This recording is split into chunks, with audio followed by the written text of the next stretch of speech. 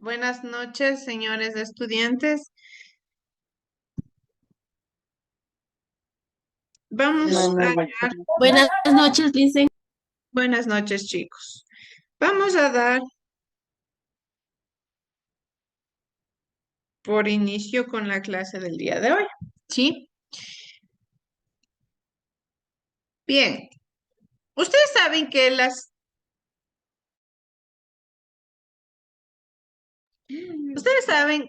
las anteriores clases nosotros hemos estado estudiando a las culturas importantes que se han desarrollado en el Oriente, de cierta manera, cómo han aportado a nuestra sociedad actual, cuáles fueron los legados que han dejado estas sociedades dentro de nuestro contexto, cómo hemos ahora nosotros utilizado todas estas herramientas que estas culturas nos han aportado de cierta manera para desarrollarnos ahora como sociedad. Como yo les decía en un momento, nosotros tenemos ya una base preparada. Sí, nosotros ya llegamos a una sociedad en la cual hay muchas cosas evolucionadas, muchas cosas desarrolladas. No estamos en una era en la cual quizá no todavía no se descubría la agricultura, quizá en una era en la cual no se conocía muchos avances en la salud, muchos avances científicos. Por ejemplo, los niños que están naciendo en estas épocas están llegando a una sociedad sumamente tecnologizada. Por ejemplo, para nosotros, quizá el pensar en 10 años atrás, 15 años atrás, el vernos en una sociedad en la cual el Internet ni siquiera todavía tenía su apogeo. Los teléfonos celulares no era que estaban también desarrollados, no habían llegado a nuestras sociedades actuales. Estábamos desarrollados en muchas situaciones diferentes a la sociedad en la que estamos actualmente. Pero todos estos aportes que poco a poco se han ido haciendo, todos estos pequeños legados que se han ido desarrollando, han hecho que nosotros actualmente seamos la sociedad en la que nos encontramos, si seamos lo que hoy somos, prácticamente, valga la redundancia, gracias a los aportes y los pequeños conocimientos que nos han dejado estas sociedades. Habíamos estudiado lo que era la Mesopotamia, la cultura mesopotámica, Egipto, India y China, ¿sí? Cómo nos habían aportado, cuáles eran sus desarrollos culturales, cómo habían desarrollado sus estilos de vida, estas sociedades, y cómo se habían organizado estructuralmente, políticamente, socialmente, para llegar a lo que nosotros tenemos como referente hoy en día. De igual manera, otro punto importante a tratar dentro de nuestra temática, dentro de nuestro currículo, es sobre Grecia, ¿sí? Nosotros en la presente clase vamos a hablar acerca del origen de Grecia, ¿sí? Principalmente las destrezas que vamos a desarrollar es el reconocer la influencia de los griegos, sobre todo en el Imperio Romano, en el Imperio Bizantino, en la Europa del Renacimiento y en la cultura occidental, reconociendo su carácter tradicional distintivo. De igual manera, vamos a analizar y comprender la influencia de los griegos, romanos y judíos en la conformación de la modernidad occidental, capitalista, el renacimiento, el humanismo y la reforma, por medio de la razón, el derecho, el monoteísmo y la visión lineal del tiempo. Es decir, que con el desarrollo de estas culturas nosotros vamos a ir estudiando también diferentes puntos de quiebre para la sociedad como tal, por ejemplo, en los ámbitos religiosos, en los ámbitos de cambiar de un politeísmo a un monoteísmo, en el ámbito económico. ¿Ya? Cuando nosotros hablamos de Grecia, principalmente debemos entender que los antecedentes de la antigua Grecia se sitúan territorialmente en la isla de Creta y en la península del Peloponeso, en el extremo sur de la península balcánica, donde se desarrollaron dos civilizaciones ricas y prósperas. La primera que fue la civilización cretense y la otra que fue la civilización micénica. Es decir, que para que nosotros conozcamos a Grecia como la conocemos hoy en día, primero debemos entender el trasfondo, los antecedentes. Tuvieron que ser dos civilizaciones que fueron bastante desarrolladas, bastante prósperas y que dieron origen posteriormente a lo que conocemos como Grecia. Principalmente la civilización cretense en la isla de Creta entre los años 2600 a.C. y 1450 a.C. floreció la civilización cretense o minoica. La base económica de los cretenses era la agricultura y la ganadería. También impulsaron un comercio marítimo muy activo con otros pueblos del Mediterráneo, gracias a su importante flota. De igual manera, intercambiaban productos agrícolas y manufacturas artísticas, principalmente por metales. Sí, entonces, más o menos tenemos ya una idea de cómo era el desarrollo que tenía la civilización cretense. Era agrícola, tenía una buena ganadería, de igual manera realizaba productos de lo que tiene que ver con la manufactura, manufacturas artísticas, intercambios entre metales, ya tenían un comercio realizado, ya tenían un sistema económico como tal. De igual manera, por otro lado, tenemos lo que es la civilización micénica. Hacia el año 2000 antes de Cristo se produjo una violenta invasión de los pueblos aqueos procedentes de la actual Ucrania que se asentaron en la península de igual manera del polo poneso. Bajo el dominio de este pueblo, hacia el año 1600 a.C., surge la civilización micénica. De igual manera, aquí los aqueos construyeron ciudades amuralladas, situadas en lo alto de las colinas. Una de las ciudades más importantes fue Micenas, que da nombre a la civilización y ejerció un cierto control sobre otras ciudades como Tirinto y Piolis. ¿Sí? De cierta manera, entonces, se desarrollan dos culturas totalmente diferentes, y la una enfocada al desarrollo agricultor, al desarrollo agrícola, ganadero. Por otro lado, tenemos a una civilización micénica encargada un poco más, quizá, o destacada un poco más por haber sido saqueada, de igual manera después por haberse desarrollado nuevamente en los elementos agricultores. Algo importante de destacar de todas estas culturas, de todas, sin excepción alguna, de todas las que hemos venido estudiando, es que se caracterizan por tener un buen desarrollo en el ámbito agrícola, en el ámbito agricultor. Gracias a la agricultura, estas sociedades lograron una economía muy avanzada, una economía muy bien estructurada, muy desarrollada, debido a que sabían desarrollar correctamente, a que sabían aprovechar todos los aportes que le brindaba su naturaleza. Tenían que vivir en un ambiente en el cual no conocían tampoco que podía llegar hacia la naturaleza, cómo entenderla. Tenían que poco a poco irlo estudiando, irse adaptando, ir quizá desarrollando estrategias, ir creando formas referentes con los cuales adaptarse a su nuevo entorno, ¿sí? Una vez que se desarrollan estas sociedades, sí, que tienen una evolución, que tienen un avance, viene un apartado importante que conocemos como el origen de las polis, ¿sí? Esta parte conocida como las polis es uno de los referentes más importantes también para lo que somos hoy en día como sociedad. De cierta manera, la civilización griega nació en las riberas de los mares de Egeo y Jónico, en la península balcánica, una zona montañosa con escasas tierras cultivables, costas recortadas y numerosas islas. Este marco geográfico favoreció la formación de una civilización organizada en ciudades independientes llamadas polis. ¿Qué quiere decir esto? Nosotros ahora entendemos que en nuestro contexto social, netamente la sociedad, nuestro entorno está dividido en el área rural y el área urbana. Sí, es decir, en el área urbana están estructuradas las edificaciones, las ciudades, las casas, las carreteras. En el área rural generalmente está todo el área o agricultora. Y esto es lo que caracteriza al aporte que dieron los griegos, a la parte en la cual cuando crean las polis, ¿en dónde lo hacen? Estas polis son creadas como tal en estos espacios geográficos en los cuales la agricultura no podía ser desarrollada porque la tierra en estos sectores no era fértil. Ojo, cuando yo digo que estas civilizaciones y todas estas culturas fueron culturas que se desarrollaron en el ámbito agricultor, no quiere decir que en cada esquina podían sembrar, en cada esquina podían cosechar.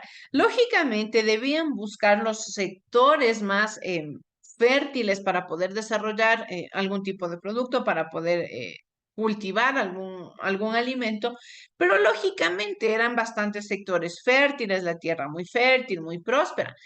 Pero por otro lado también habían estos espacios geográficos en los cuales no se podía desarrollar como tal una ciudad, perdón, un área de cultivo, un área de ámbito agricultor. Entonces tenía que esos espacios geográficos, de cierta manera, ser utilizados de otra manera, ¿sí? Entonces, aquí es donde empiezan a crearse las polis, que lógicamente son pequeñas ciudades que se crearon, ciudades muy bien estructuradas, muy bien organizadas.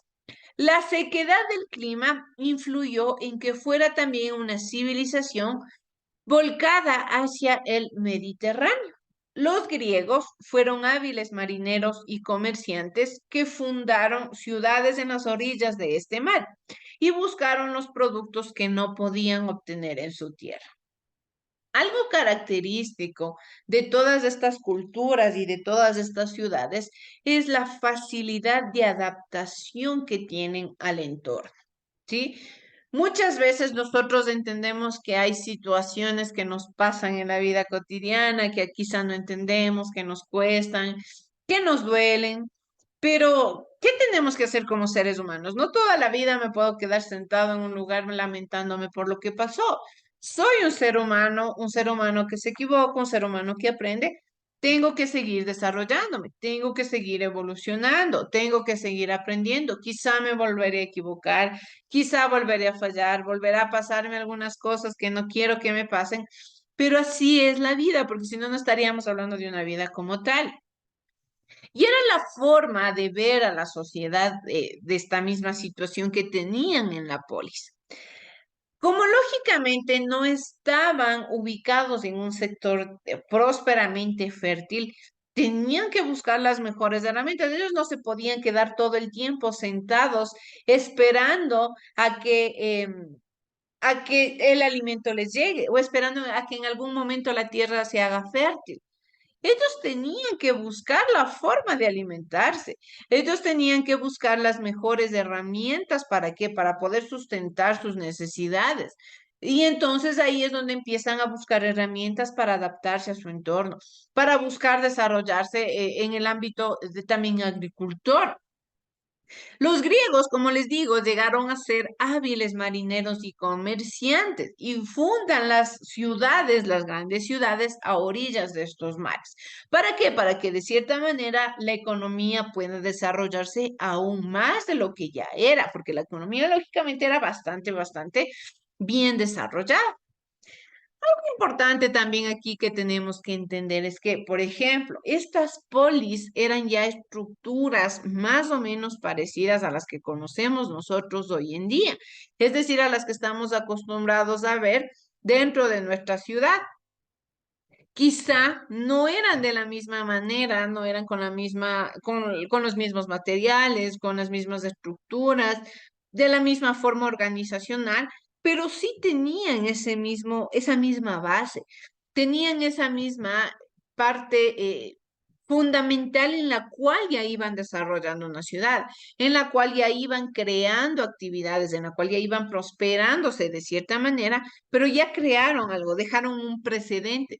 Y ese precedente es el que nosotros ahora utilizamos para desarrollarnos como sociedad. Pero debemos entender principalmente cómo eran las polis. Las polis eran ciudades y estados independientes, ¿sí?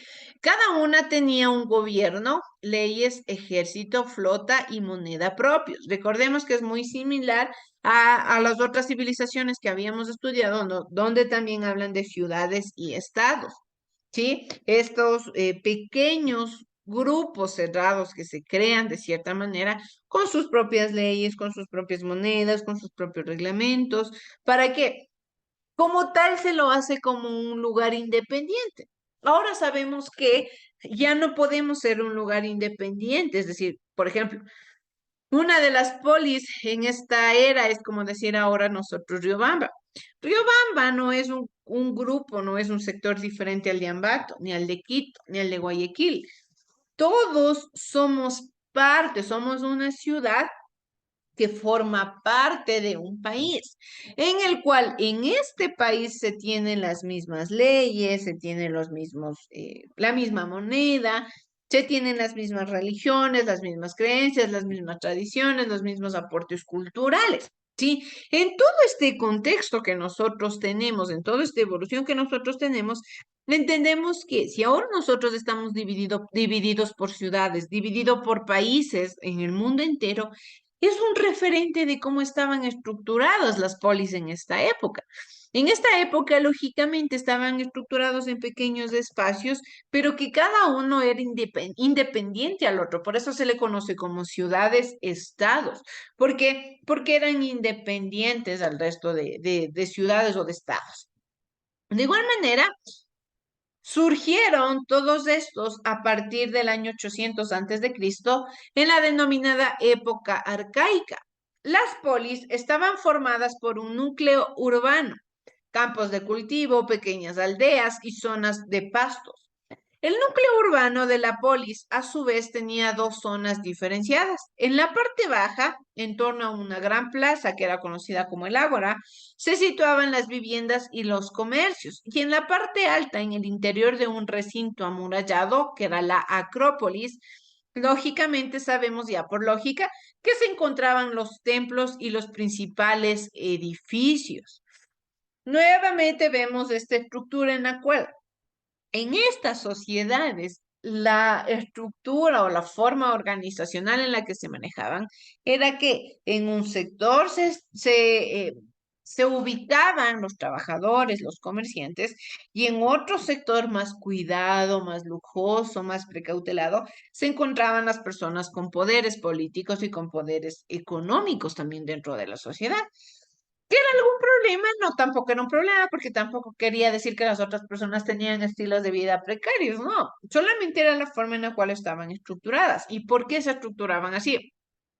Porque estas sociedades generalmente se caracterizan por querer dar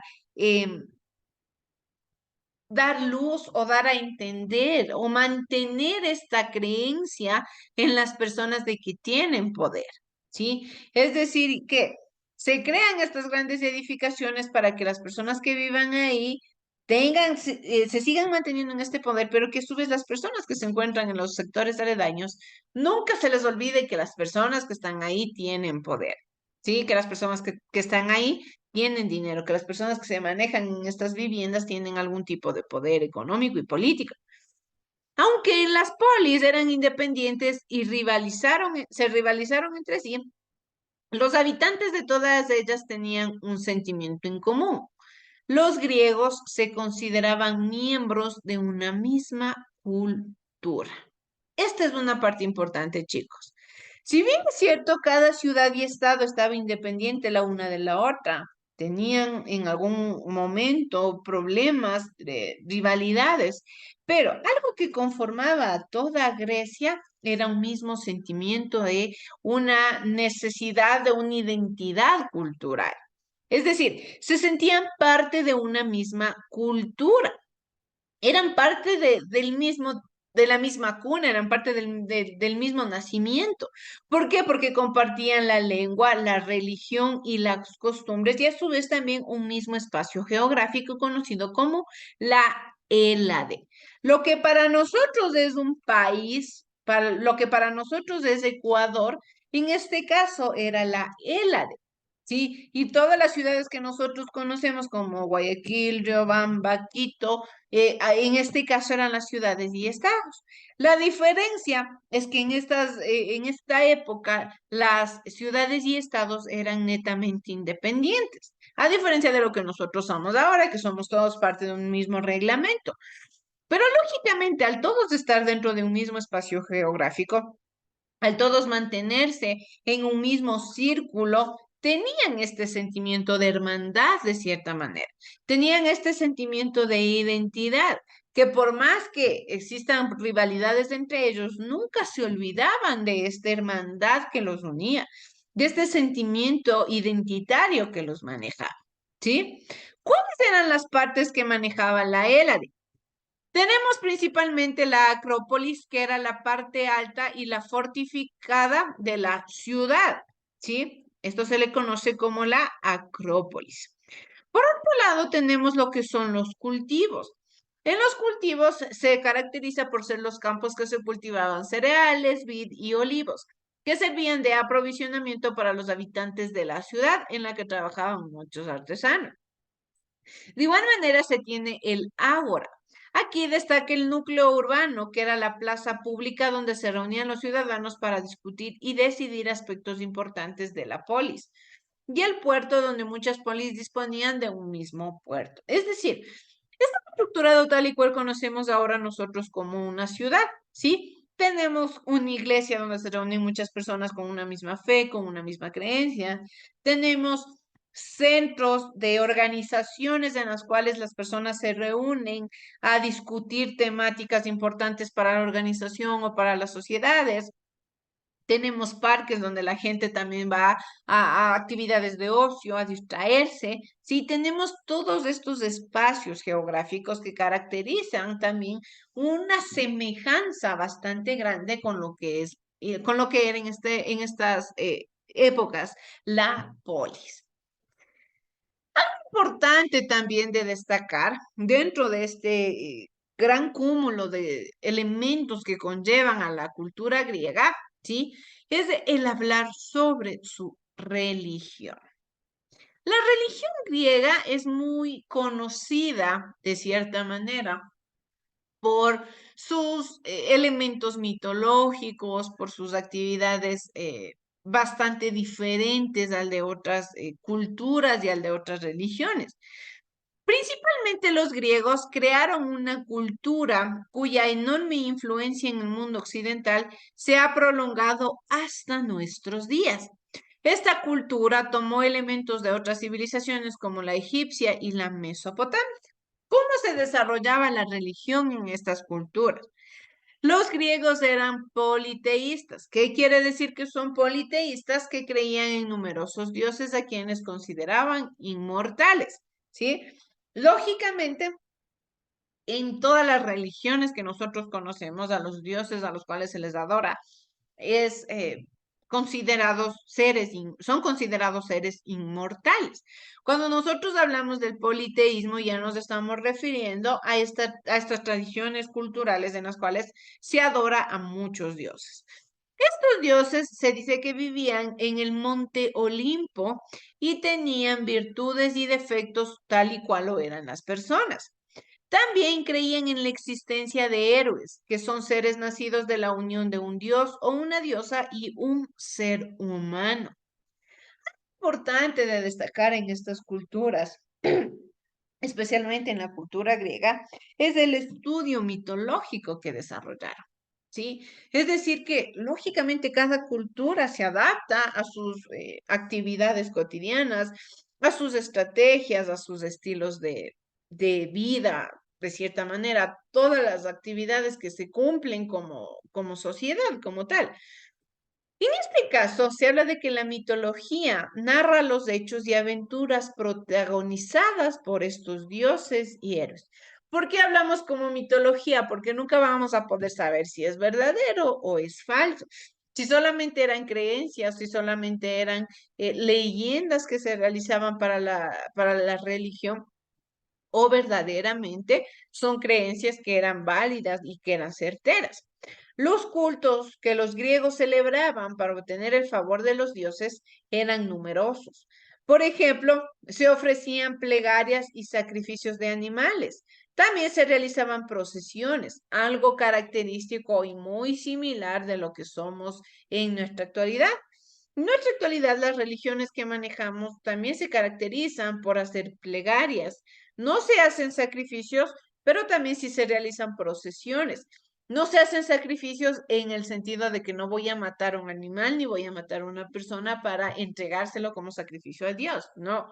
Se hacen sacrificios de otra manera. Quizá, por ejemplo, En la religión católica, cuando tenemos estas procesiones, la gente hace penitencias o hace sacrificios en los cuales va caminando de rodillas, en los cuales en Semana Santa hemos visto como hay personas que se lastiman, porque de una u otra manera están hablando de crear un sistema referente a un mismo círculo religioso, referente a un mismo círculo en el cual tiene esta necesidad de creencia. Todas las personas tienen esta necesidad de creer en algo, esta necesidad de la fe, todos los seres humanos. Por eso es que siempre se ha manejado en que solamente hay personas que literalmente llegan a decir que no creen en nada, pero todos en algún momento tenemos la esperanza de creer en algo más, tenemos la esperanza de tener quizá el favor de algo más o de que existe algo más allá, porque la esperanza es lo último que se pierde, ¿sí? Por ejemplo, como les digo, en el culto familiar era el padre quien presidía los ritos relacionados con el nacimiento, el matrimonio y la muerte. También tenían lugar cultos públicos como la fiesta del Pan Atenas, que se celebraba en 4 años en Atenas en honor a la diosa Atenea. O como lógicamente ya se sabe, los Juegos Olímpicos que se celebraban en el santuario de Olimpia en honor a Zeus. Aquí tenemos un ejemplo de cuáles eran los dioses griegos. Como les digo, en muchas de las religiones como tal no se le da una imagen, no se le crea un referente físico a un dios en muchas de las religiones. Y en este caso, en Grecia, sí se crearon, como nos decía el texto, un referente de una similitud de los dioses al ser humano. ¿Para qué? Porque de cierta manera, al crear esta similitud, al crear este lazo que se referencia entre el ser humano y sus dioses, las personas sentían quizá un poco más de afinidad, sentían un poco más de cercanía, sentían un poco más de sentimiento de pertenencia con sus dioses. Por ejemplo, tenemos aquí a 14 dioses. El primero, que es el dios de la forja, sí, que es Hefesto. En el número 2 tenemos a la diosa de la cosecha, el dios de los infiernos, el dios del cielo y padre de todos los dioses, sí, que lógicamente este es Zeus. Tenemos a la diosa del matrimonio, que es Hera. Tenemos a Artemis, que es la diosa de la luna, de la casa y de los bosques. Como 7 tenemos a Atenes, que es la diosa, Atenea, perdón, que es la diosa de la sabiduría y de la ciencia. En el número 8 tenemos a Hestia, que es la diosa del hogar, Apolo, el dios sol, ¿sí? Dionisio, que es el dios de la vendimia. Tenemos al dios del comercio y al dios de la belleza, del amor, de la guerra y del mar. Es decir, todas estas actividades cotidianas, todas estas actividades que tenían algún tipo de importancia, que tenían algún tipo de referente importante para el desarrollo social, eran creados en un Dios. ¿Para qué? Para que quizás si se quería buscar el amor, se quería buscar una buena cosecha, se sabía a qué Dios se tenía que adorar, se sabía a quién se tenía que pedir. Otra semejanza parecida a la de la religión católica, por ejemplo, cuando se tienen a los santos no son considerados tampoco como dioses como tal, pero sí se les considera como personas o entes intermediarios entre la persona y entre Dios. ¿Para qué? Para poder alcanzar lo que se quiere buscar. Sí, por eso es que no tampoco se ofrece sacrificios, pero quizás sí se ofrecen plegarias a los santos, se ofrecen, por ejemplo, hay santos que se caracterizan ya culturalmente por realizar ciertos milagros. Por ejemplo, sabemos este hermanito Gregorio, que todo el mundo le conoce, que se habla de que tiene el don de la sanidad, ¿sí? Todo esto, ¿qué es? Es un referente religioso que crean todas las personas, que crean todas las sociedades, que culturalmente se desarrollan en base a, a una sociedad creada para creer en algo más, en una sociedad creada para un ámbito de esperanza, para un ámbito de fe, para una situación en la cual se requiere necesariamente el buscar algo más allá. Para cumplir algo más, para completar algo más con nuestra clase acerca de lo de las religiones, quiero que veamos el siguiente video.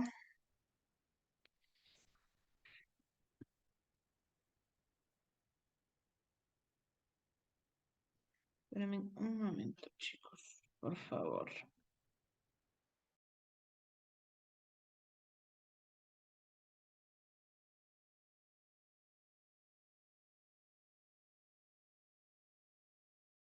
Bien, vamos a ver el siguiente video, chicos, para completar algo más de acuerdo a lo de la religión dentro de la antigua Grecia. Vamos a ver, por favor.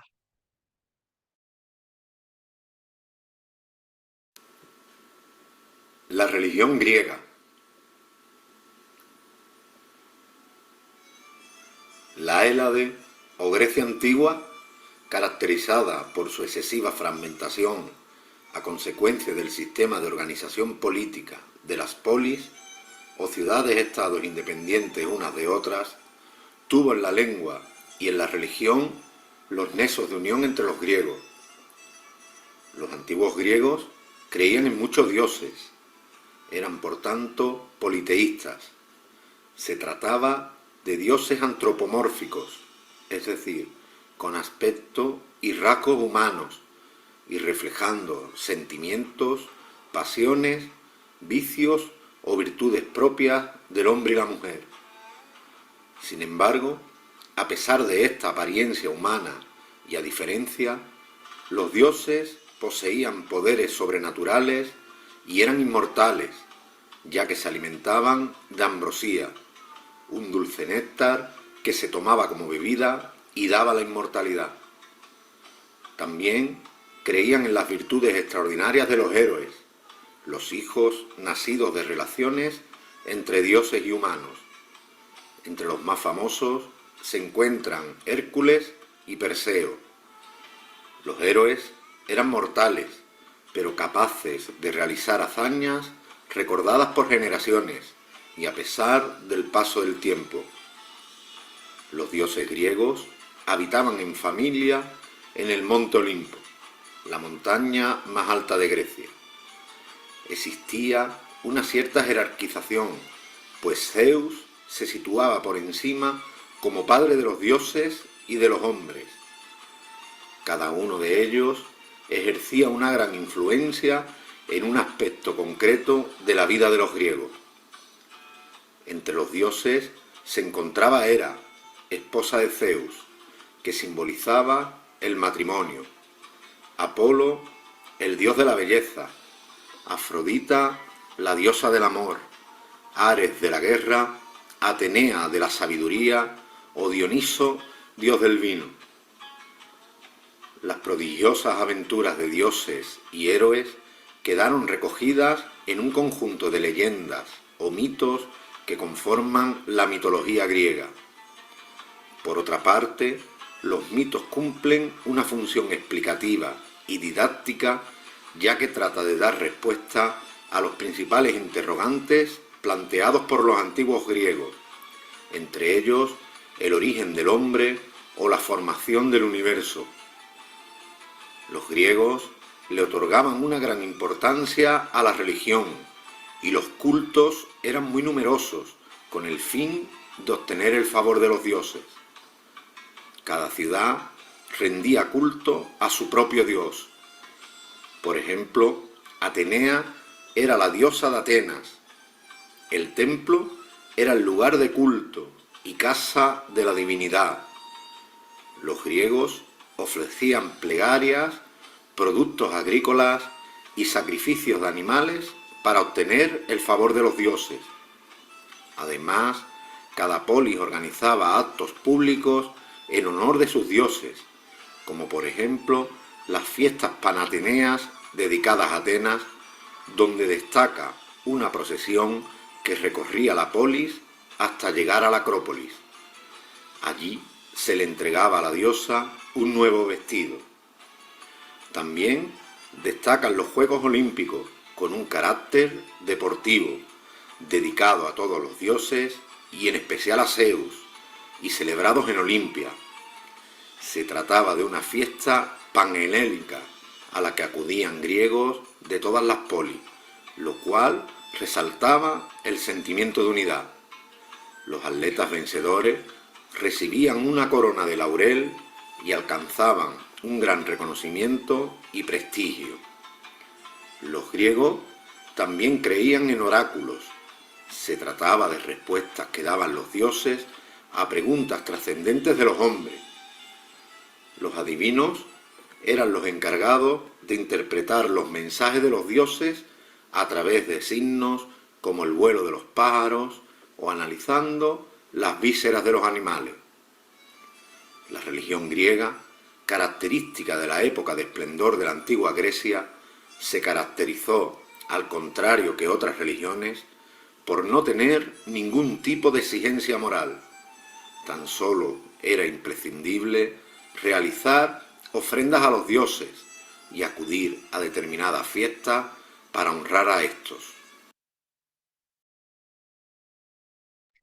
Bien, entonces, como les iba mencionando, este sentimiento de identidad que llegan a tener estas sociedades por estar en un solo conjunto, por pertenecer a una misma cultura, les favorece, ¿para qué? Para que si de cierta manera tenían rivalidades entre sí, también este sentimiento de unidad, este sentimiento de identidad cultural, les permita buscar las mejores soluciones a estas problemáticas y a muchas otras que se crean, porque como sociedades estamos conscientes de que existe una infinidad de problemas, estamos expuestos a muchas situaciones, todos pensamos diferente. Y de igual manera, para esto también se crean estas situaciones mitológicas en cuanto a los dioses, a los cuales ellos adoraban. ¿Por qué? Porque de cierta manera buscaban solucionar sus problemas, buscar sus situaciones personales, encomendándose a estos dioses y que cada dios tenía